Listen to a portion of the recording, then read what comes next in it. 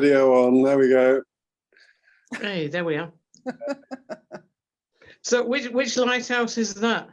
That's Flamborough. Oh, right. Oh, that's good. I'm actually sitting in front of Flamborough Lighthouse, but my office is a tip. So it's just a way of diverting attention from my tip office, basically. How is everybody? Okay? Yeah, absolutely. Yeah. Good. Yes, thank you. So how are you, James? Really well, thank you. No, really well. Been busy working on the next collection, which is coming out in October. So I've just... Because that's Heartstones, isn't it? That's Heartstones, yeah. I've been spending quite a bit of time working through the edits. I've got a very lovely editor who is hugely bright and can somehow show me the way. And rather than telling me the way, she shows me the way. And I go, do you know what? That's a really good idea. Whereas if somebody said, you ought to do this, I would go, no, I won't. You know, very... Exactly. She's really good. She's really, really good. And James, I've also got the book of festive sonnets that you edited. Oh, yes. You know that, because there were 14 sonnets in that, and I've got that, and I really like that as well. Thank you. That was a few years back now, yeah, but thank you. Was it 2000, either 16 or 18? Yeah, it could have been. I think it was the year before a bench for Billie Holiday, so 2017, I 17. I think so. How many people are we expecting, Elizabeth? Not really more, James. Unfortunately, today sometimes we do get more, but today it just looks like our select little bunch that are here. That's fantastic, brilliant. But the ladies group. Thank you for inviting me. Yes, exactly. I'm an honorary lady for today, then. That's brilliant. Good. I'm always a bit amazed when I see myself on the camera how pink I am. I just look very, very pink. Do I look pink on your screens? Yes. I think it's all that healthy sea air that you have these days, James. Walking the dog and doing, that sort of thing. And I think it must be that. Walk it and on my bike a couple of times already today. I'm back in Leeds now. I'm in Headingley now. Right, yeah. But, I've been on my bike a couple of times this morning, and it is actually, I think we could catch a bit of sun just by being out, Thankfully. Just a bit. Just a bit. Yes. Sorry, Elizabeth. It's fine. Are you wanting to start with some poems, James? Because I think we'd all love to hear your work. Yeah, of course. I was thinking about what I might read, and I was looking at the stuff that I wrote with Shah March about 22, 23 years ago, and that is a surprise when I just say that. That's a bit shocking. You know how you think it's only 10 years, then you actually look at the date of publication and you realize it's quite a lot more than that. And I think what's interesting, I'm going to start off with something from a collection we did together called Deadly Sensitive, which came out in '99. And I, at that stage, was writing quite a lot of very, I hope, were funny poems for performance, because Shah and I used to do quite a lot of performances together. And I look back at them and I think, oh my goodness, some of those are really quite rude. They're really quite rude. And I think I must have had the courage of, I don't know what, to read those in public. So I'm not going to read a rude one, but I'm going to read one that I think is the beginning of me thinking about writing sonnets. And, it's what I tend to write these days. But this is a little short poem that seems to have some of the punch of a sonnet and some of the length of a sonnet. And like a lot of my poems, and I know some of you in today's group will be writers yourself, I always try, or inevitably a story is somewhere in my poetry. There's a little bit of backstory that you can guess at. In this poem, the I is me, but quite often it's not me. it's somebody else. So I've been writing a poem this morning about a little old guy in the allotment who likes his cabbages and potatoes, and it's definitely not me, but it's called Petals. Remember the music we used to play. The instruments still hang on the wall, a trellis of brass roses, or an exotic vine with bugle flowers, like plumbing but not joined up, and silent now, and the lid of the piano is down. The tunes still prickle in my blood, and though blooming less each successive year, have kept a scent of you. And the truth is that I have grown older and loved others, but I shall always carry some notes of your music in my pockets like petals wherever I go. Mm. And it's a poem about lost love. It's a poem about a relationship that's over, but you will still carry something of it with you into the future. And I think I can kind of trace that poem in one I read a lot in public readings. And it's the first sonnet that I actually wrote at a workshop about 12 or 13 years ago at Leeds University. And I was supposed to be the visiting poet, and the rest were all kind of very bright and very capable and very engaging students. They're all aged between 18 and 22. And I thought, well, I was supposed to be there to say, well done, or this is fantastic, and just be enthusiastic. But I thought I should just join in a bit, really. So one of the guys, David Tate, who's a very fine poet, was running a sonnet workshop, and I'd always thought they were really difficult, complicated, wasn't sure I could do one. And I thought, well, I'll have a go. And this one was the first one I wrote, and it became the title poem for the first collection of sonnets, Some Things Matter, which I think was 2012. And it was written to my lovely husband, David. It was written appropriately about 2 days before Valentine's Day. It went down a storm.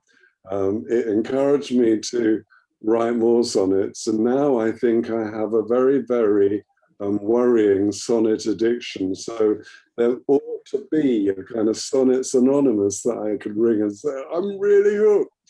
I try and stop, but every now and again another one, all of that kind of addiction stuff. But I think what I discovered was that there's something in that 14 lines that means you can go in and have a look at something, examine it, and come out again. And although it often ends with a little neat conclusion, you can also write about things that aren't neat, that aren't sorted, that aren't, life is a bit messier than that. So here we go.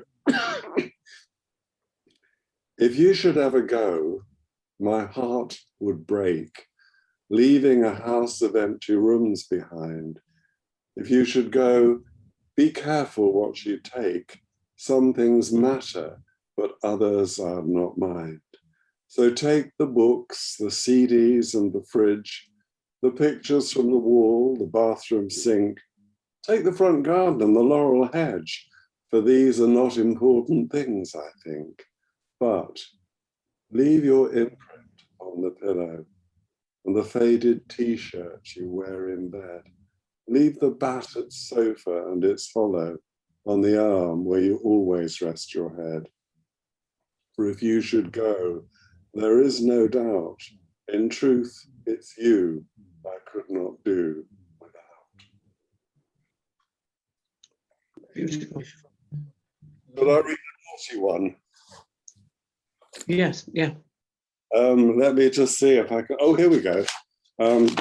Okay, I'm only reading this because yesterday I cycled over Woodhouse Moor back from some voluntary work I do on a Wednesday, and I passed the allotment where it happened. So let me just see if I can. Oh yes, here we go. It's not that. It's not rude, but it is quite okay. I feel a bit embarrassed already.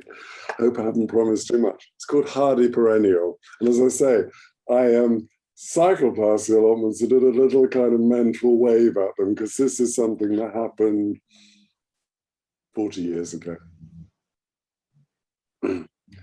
Having sex in the allotments was not entirely my idea.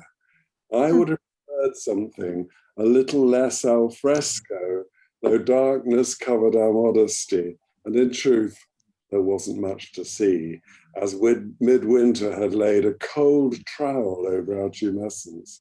My main consciousness was of not being really dressed for it. You were better at it than me, readily using a coal frame to drape your clothes over, not minding the smell of compost, and apparently impervious to cold. For me, it took on the quality of midwinter dips in the sea at Brighton, austere and bonkers at the same time, the courage of winter flowering jasmine, of early spring cabbage thrusting green through a sprinkling of snow, and half understood horticultural phrases like hardening off and pricking out came to mind. Hello, Hannah. What a timely intervention. No, no. It's a strong. I thought I'd just jump on in my school lunchtime, because obviously I knew that you were here doing as a talk, and that is a strong way to take lunch. Watching. Oh, it's wonderful. Wonderful. Love it. Someone once said to me years and years ago that poetry was the language of the soul, which I always thought was a glorious way to describe it, actually. I'm not sure about that one. Whether that's the language of the soul. The pickup. I mean, I do think that, you know, poetry can deal with anything, and it can be beautiful, it can be soulful, it can be melancholy, it can be a bit vulgar. One of my favorite poets of all, of course, is the impeccable Pam Ayres, because she writes about everyday life with an enormously brilliant sense of humor. And I just thought, I mean, when I was writing stuff like that 20 years ago, the allotment poem, I was kind of forging my identity as a newly-ish emerged gay man, having been closeted for so long. So about all that stuff was a sort of liberation and a kind of, not a badge of identity, but just stuff that I thought would amuse other people without being too vulgar, but would make people smile. And also that thing that I think is a very North European thing, which is the humor to be found in embarrassment. You know, when you're embarrassed, it feels dreadful and all the rest of it. And then when you tell the story about it 2 days later, you make it into a little tale about, well, do you know, it was so embarrassing. And everybody goes, yeah, well, that was embarrassing. It was funny at the time and funny for a couple of days afterwards, but it was embarrassing. And I think that that's the secret to a lot of British humor, North European humor, being a bit embarrassed. Wonderful. Wonderful. Does Heartstones contain similar poems, or is that more sonnets, more serious nature, or? Yes, it's the latest collection, and I thought that it takes me 3 years apparently to come up with a collection of poetry. Somebody once said rather rudely, I thought, oh, James, you just keep churning them out. Well, you know, 3 years, it might feel like churning, but it's not. I mean, 3 years to produce probably 60 or 70 poems that will get published. But I thought when I started Heartstones that I was going to be writing about Leeds, the city I've been in for 50 years. And then, of course, we were over in Bridlington where we have a flat, and we were locked down. And we had the decision to make, not a Dominic Cummings decision, much more a decision about where would be safest. I'm very asthmatic, and it was the very beginning of all the stuff about COVID, and I just felt a bit imperiled being in a big city, particularly a busy suburb like Headingley. So we decided to stay in Bridlington with the dog, which was a sort of heaven, really. And what was extraordinary was how the direction of changed. And I think we all discovered in the last year how wonderful the world of nature was when we got out of it. And the compensations of the weather, which was wonderful last spring, the flowers, the butterflies, the birds. And also I got out on my bike in Brid quite a lot, and I went on little explorations, and we did a bit of a Hockney trail of where he did all those wonderful paintings of the world. And suddenly I realized that I was writing about the stones and the kind of things you could find on the beach on the East Coast. But also there were poems about the stones of the city of Leeds. And I was very conscious that I wanted to capture both. So it's called Heartstones because whenever we go on the beach, David's got his eyes on the sand, and mostly, often, I will get at the end of the beach a little pebble shaped like a heart, Heartstones. One morning we were walking the cliffs at Flamborough, and we noticed a young lad, probably 15 or 16, on the beach, building a big shape, heart shape on the beach, white pebbles. And I think the title Heartstones came from those little pebbles that David gave me, but the pebbles that the boy used making this kind of sculpture on the beach.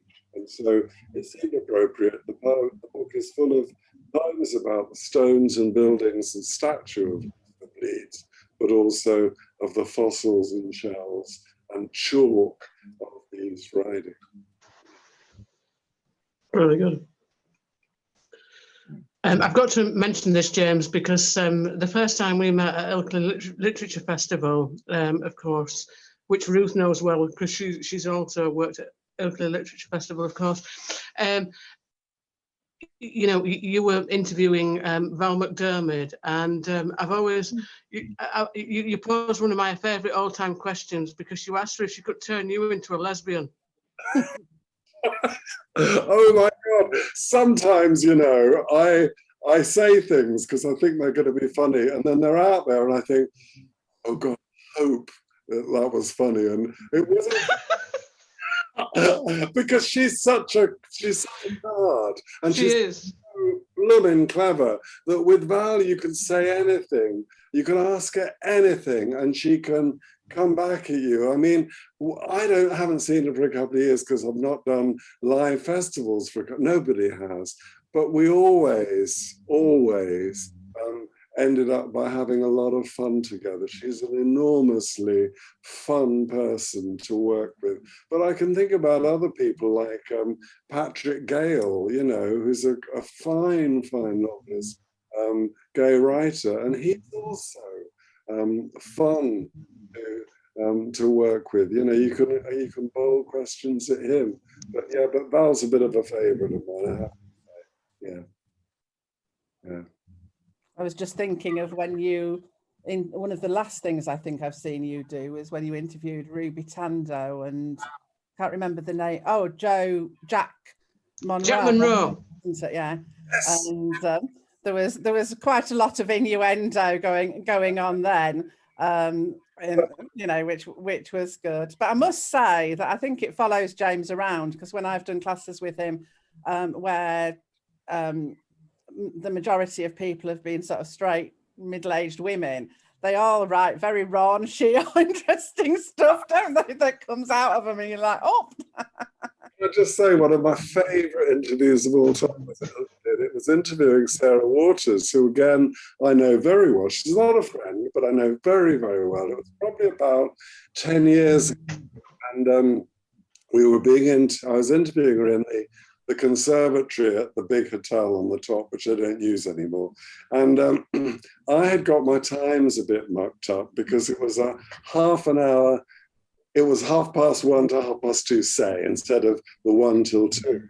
So I was kind of keeping an eye on my watch and keeping an eye on what was going on. And I said to Sarah at what I thought was the end of the interview, Sarah, this has gone so quickly. I can't believe that we've actually got through all these questions and it's the end of the, and she said, that's because we've only been talking for half an hour, James.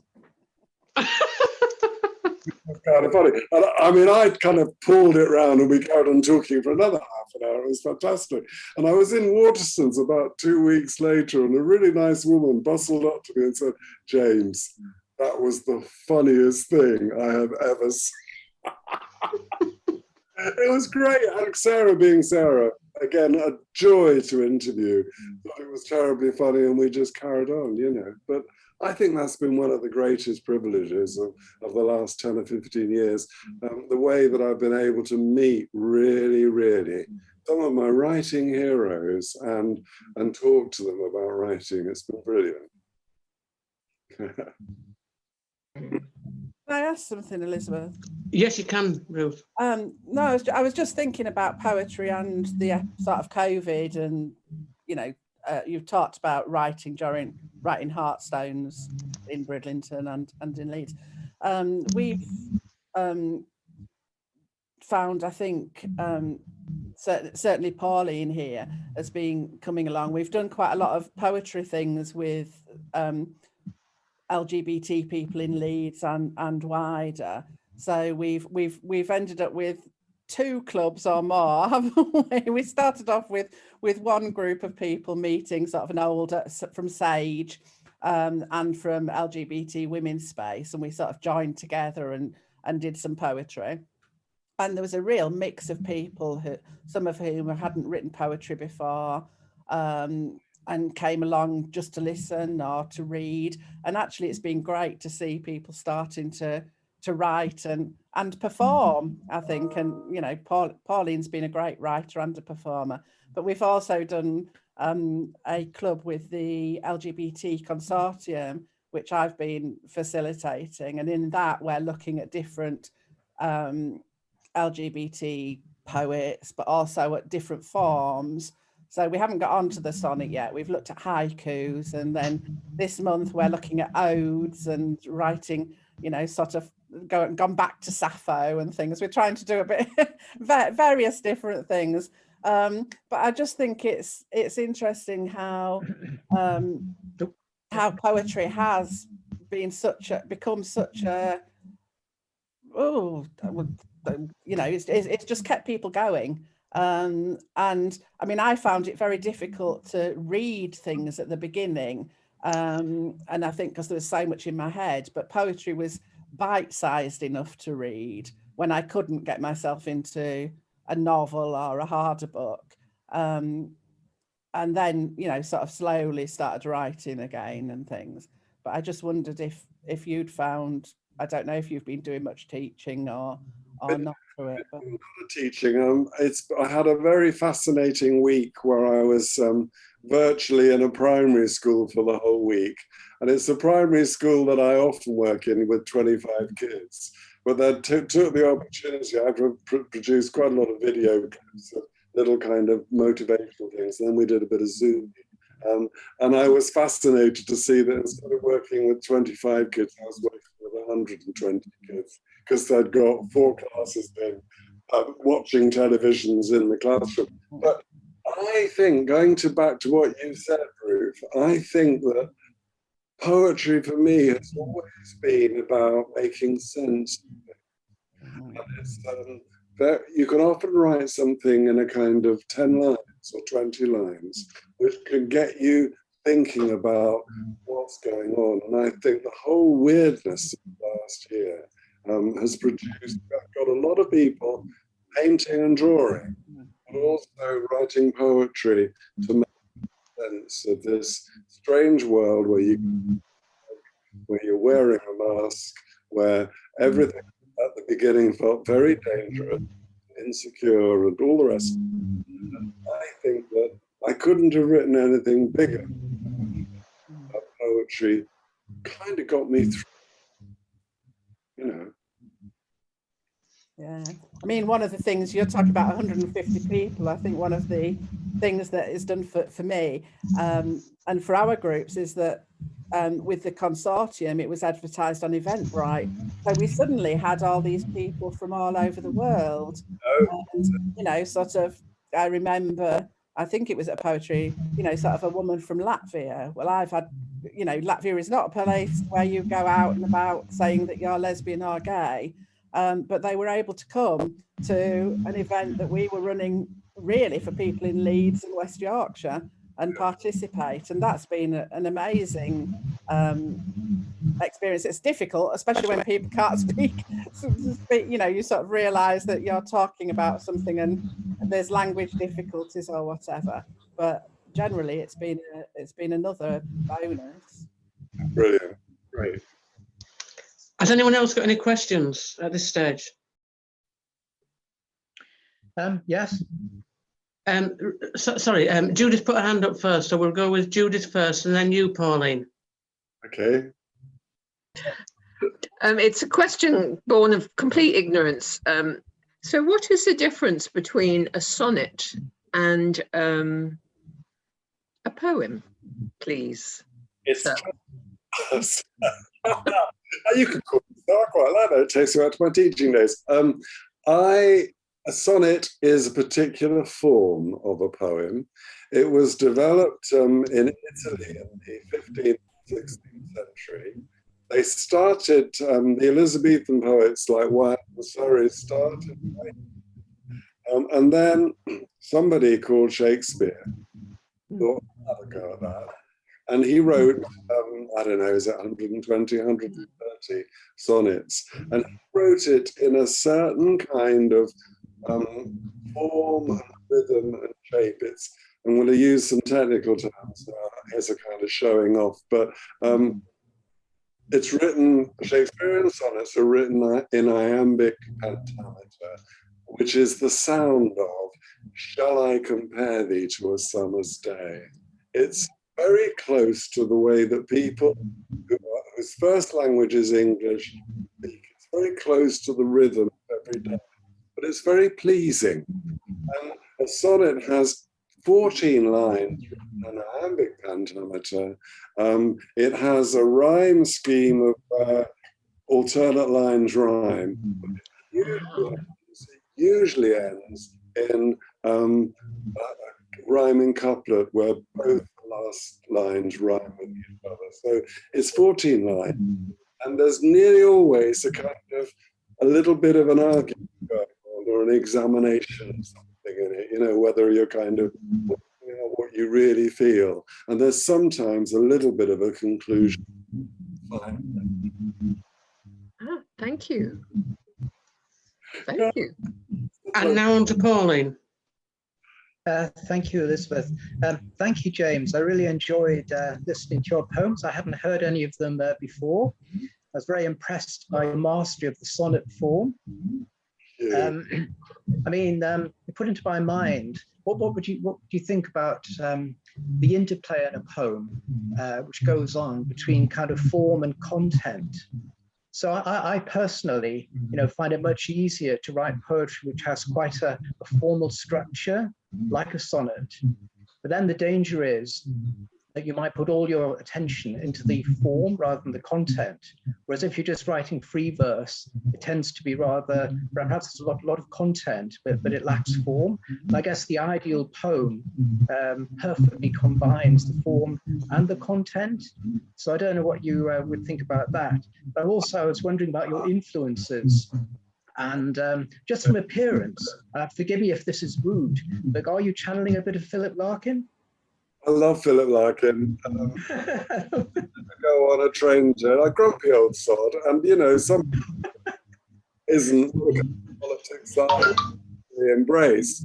But I never go on a train without thinking about wits and weddings. There are things I do, and I think, I said that, I've got a poem where I'm actually taking my cycle clips, and I think of it of that about take the line of taking off my cycle clips with awkward reverence. So Larkin's in my head the whole time. Tom Gunn, great poet from the 40s and 60s, gay, also in my head. Wordsworth's in my head. Sylvia Plath in my head. Lots of poets are in my head. Now, the whole thing about form and content, I think for me, discovering the sonnet at the age of 58 or 59 or whatever I was interesting because I started to understand that if you're trying to write form, you have to really work to get your poem to say something. It may have all the rhyme, but you really are hard to say something. All poetry, all good writing is a balance between form and content. And the most successful poems for me are ones where form and content come together and you think, that's very pleasing. And it can be a free verse poem, or it can be a song, or it could be a ballad, it could be an ode, and whatever. Form and content balance together, you know? I mean, I've just been reading Sylvia Plath, kind of astonished, vaulting imagination on her ability to use language so creatively. And if she had been called something like Ted Hughes, she would have been even more well known while she was writing. There is the race that I observe. Women writers have been getting their due. They're getting them more now. But, I was thinking just the other day of the Brontes having to send their manuscript under male names, back. There's lots of influences. I read poetry every day, and I try and write something. Sometimes it's wrong, sometimes it works. Any other questions? Well, yes. I mean, as we've got on to the content and everything, I think it's about time, James. If you wouldn't mind, would you read a few more of your poems, please? Of course I will. Because we're loving to hear you. Okay. As we go.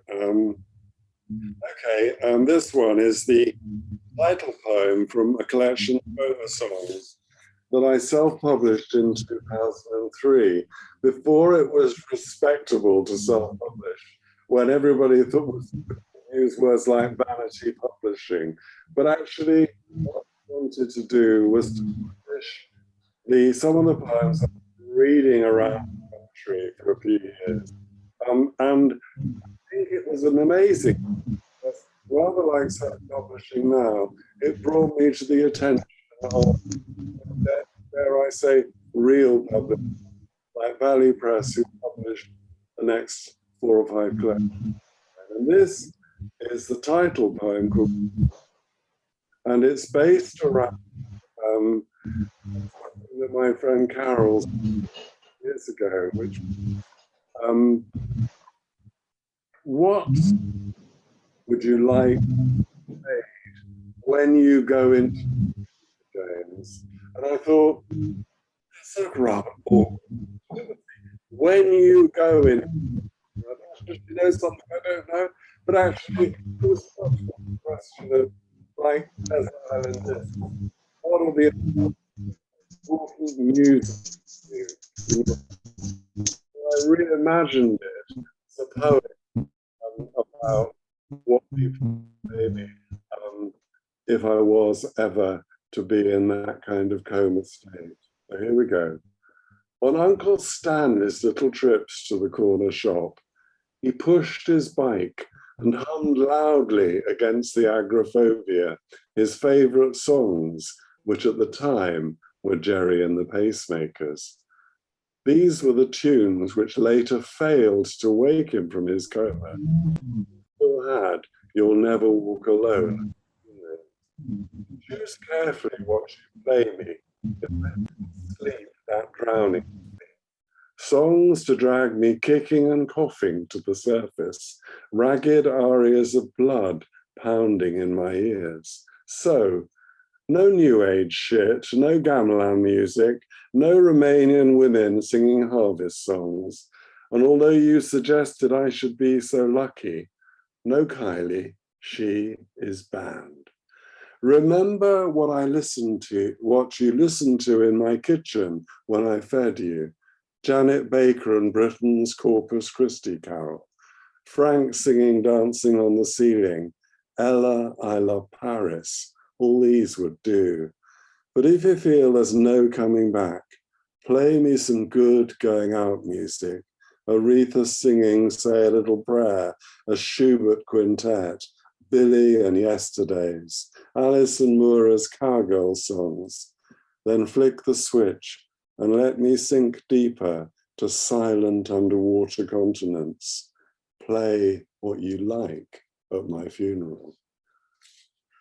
Now that's an interesting poem because it came to the attention of two academics, one at York University and one at Cardiff University. And I did a little reading at York University, and Ruth knows some of this story because at the end of my reading at York University, this very nice woman, Kitzinger, I've forgotten her first name because I'm 72, so I forget names.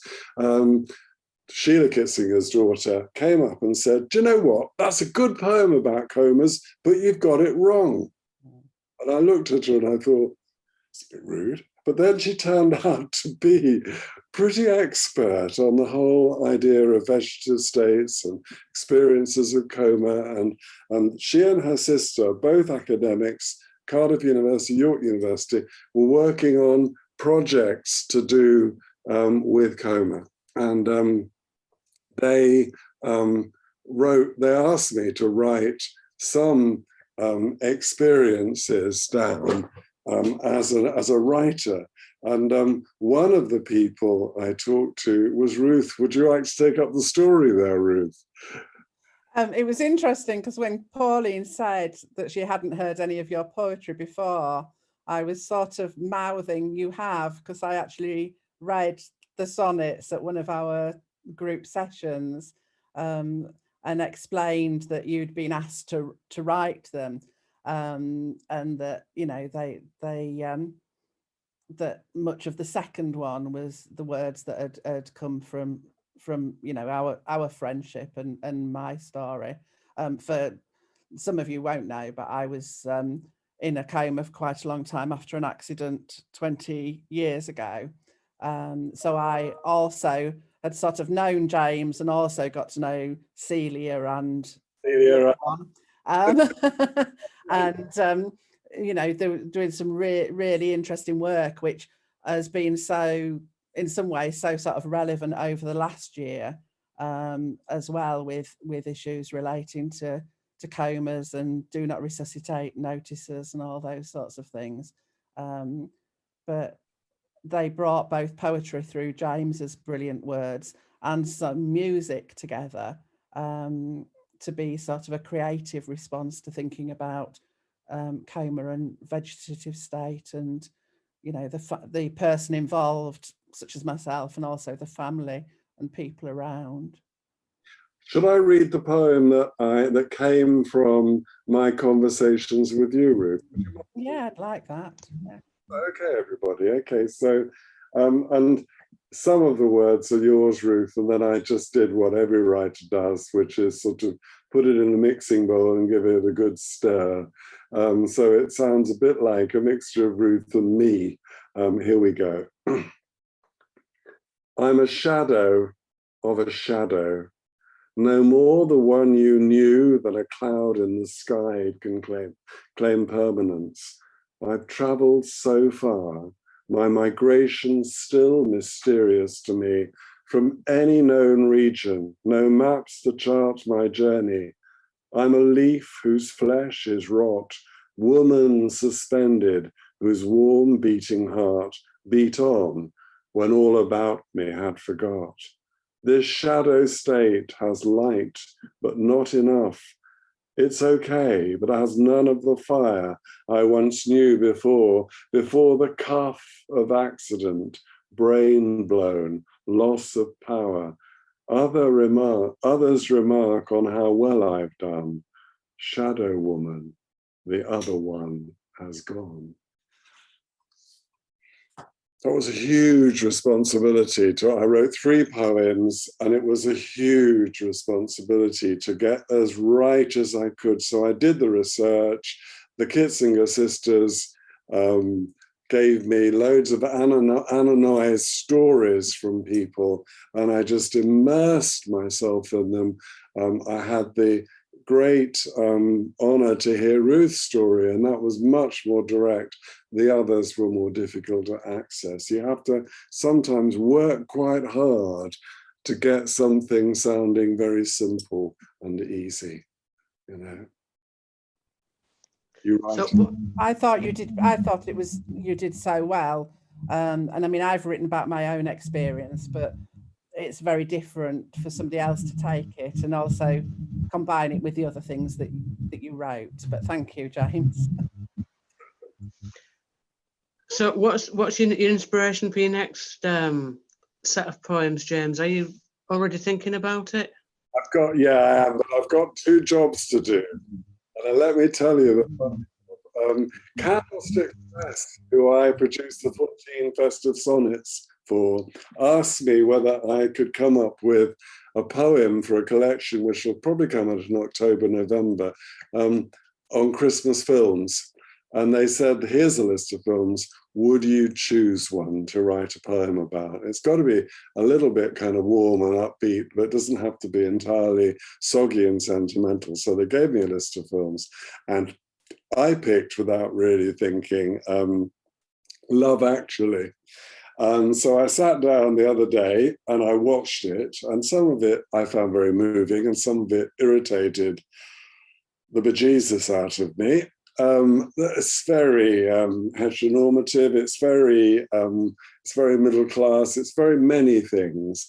And everybody, this is the thing I might write about, including Hugh Grant, had so much hair. Everybody had so much hair. So I think my poem might be about the annoying floppiness of everybody's hair from the perspective of a very bald poet. So there's that. And then a friend of mine, Bob, who lives in Horsforth, has got an allotment, and he's a very fine photographer, and he wants us to do a little joint project of writing about life on the allotment, from the growing, the characters, the stories there, and that's what I've taken on. So it's probably going to be a year in the writing, 18 months in the writing.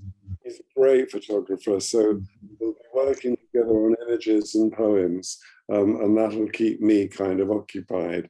Now the editing of the next book is done, and but I always have to have go, basically.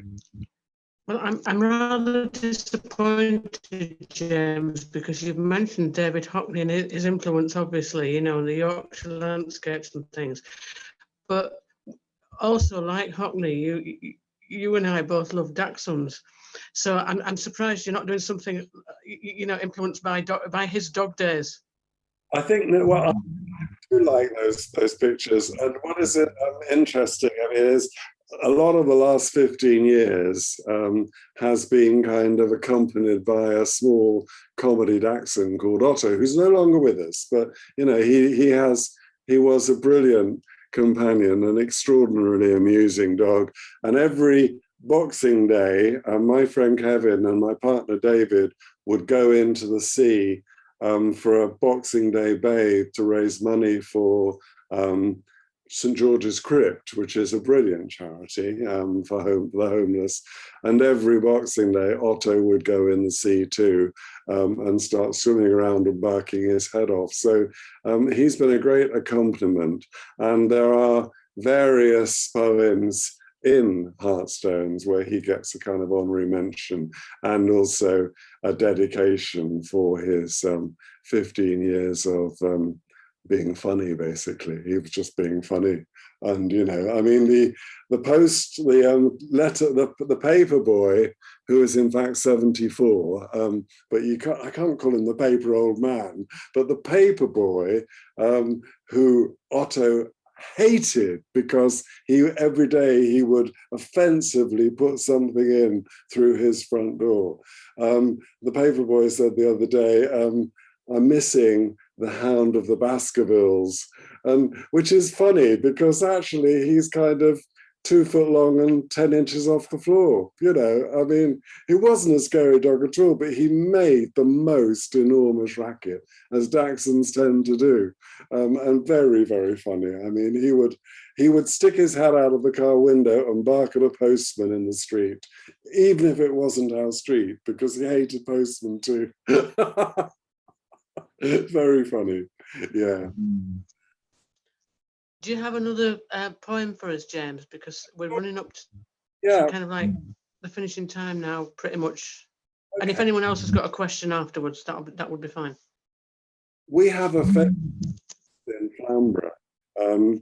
It's called South Landing, and it's, if anybody knows that part of the East Coast, there's a slope that goes down to the sea, a little cove, very beautiful, a lifeboat station on the right, and then a nature reserve and kind of very aerobic steps going up to the nature reserve on the left.